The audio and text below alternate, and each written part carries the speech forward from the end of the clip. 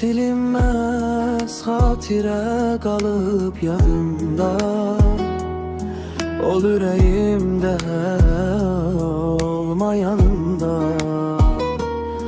Oğluna koyduğum güzel adında.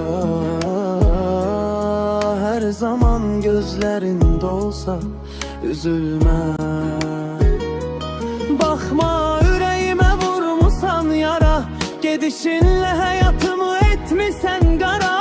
Değişmişsen sen beni özge yara. Terk edip aşığı gidirsen hara.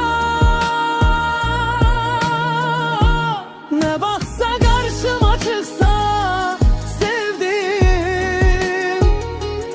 Oğlunun şeklini bir vakit gördüm. Sevdim aklımda hem düşündüm. Ebediyat taşımda silinmez oldu. Ne baksa karşıma çıksa sevdim. Oğlunun şeklini bir vakit gördüm.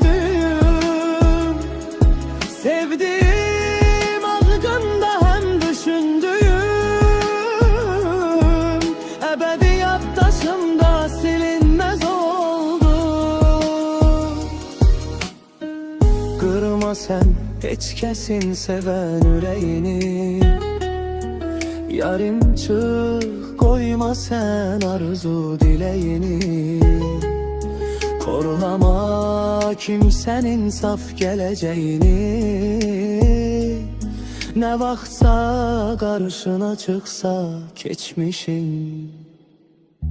Ne vaksa